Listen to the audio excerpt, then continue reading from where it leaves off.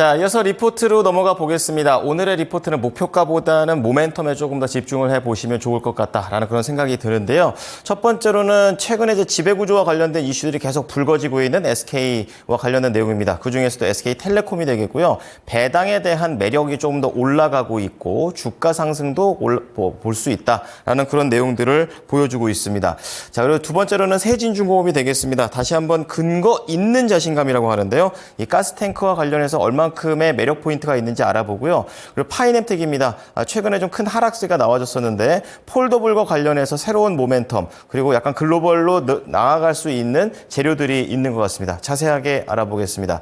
자, 김은벽 캐스터 자세하게 전해주시죠. 네, 말씀드린 대로 증권가의 시각 개장 전에 함께 체크해 보도록 하겠습니다. 세 가지 종목 말씀 주신 종목대로 준비를 했고요. 첫 번째 종목으로 SK텔레콤 함께 보시죠.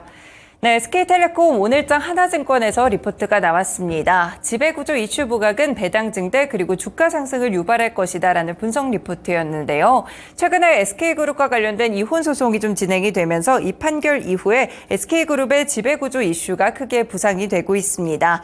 지금 결국에는 배당금의 지불 능력이 높은 SK텔레콤이 배당 증대에 나서게 되면서 이 이후에 우량 자회사들의 배당이 총수에게 직접 전환될 수 있는 구조로 전환을 모색할 가능성이 높다고 보고 있는데요. 주주이익 환원 구조가 향후에도 이어질 가능성을 함께 짚어주고 있습니다. 그리고 하나투자증권에서 본 부분에서는 이 장기적으로 봤을 때 SK스퀘어의 SK텔레콤의 주식을 현물 출자한 이후에는 SK와 SK스퀘어 간 합병 가능성이 크다라고 짚었는데요.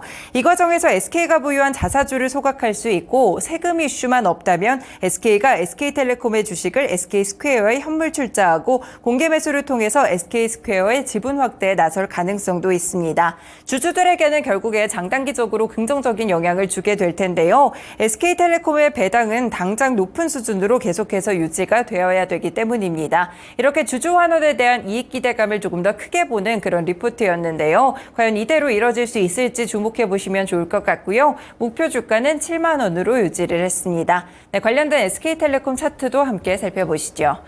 네, SK텔레콤 큰 변화 없이 2월 정도에만 살짝 상승률을 기록했고요. 이후에는 어느 정도의 이 출렁임을 가져가면서 횡보하는 모습의 주가 흐름을 가져갔습니다. 네, 최근에도 어느 정도 121평선을 지켜내면서 계속해서 이 횡보하는 모습의 주가가 있었는데요. 약간 아슬아슬하게 걸쳐 있는 만큼 이와 관련된 흐름들도 주목해 보시면서 지배구조 이슈 속에서 SK텔레콤의 반응도까지 확인해 보시면 좋을 것 같습니다.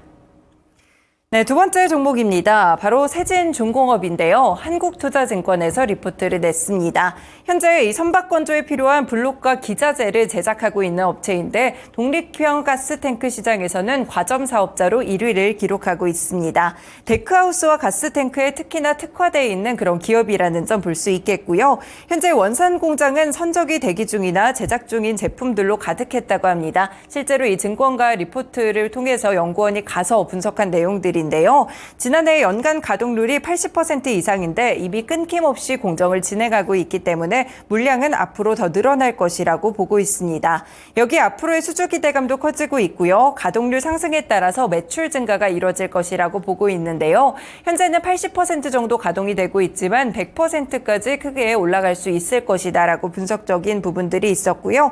일단 암모니아 운반선 시장도 상당히 성장을 하고 있습니다. 이 모멘텀까지 가져가 봤을 때 회사 측에서는 2027년까지 매출 8천억 원을 목표로 하고 있습니다.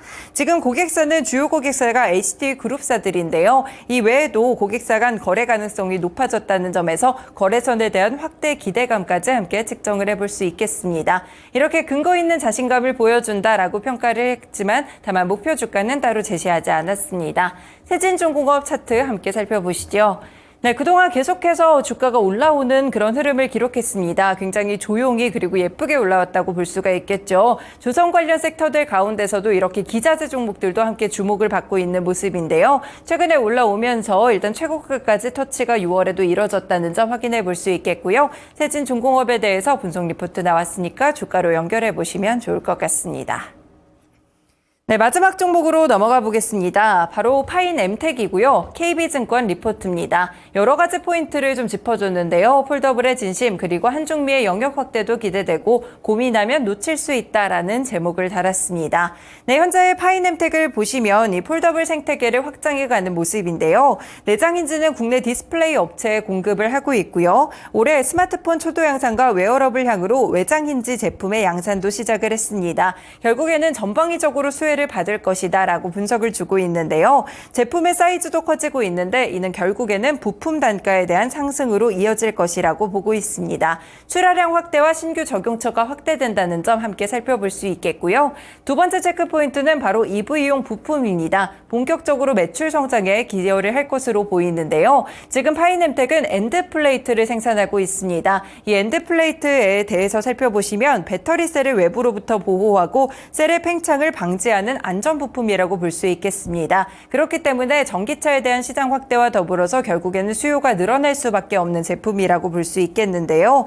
현재는 고객사의 요청으로 연간 50만 개의 생산 능력을 확보한 상태인데 앞으로는 300만 개까지 크게 능력이 확대될 수 있겠습니다.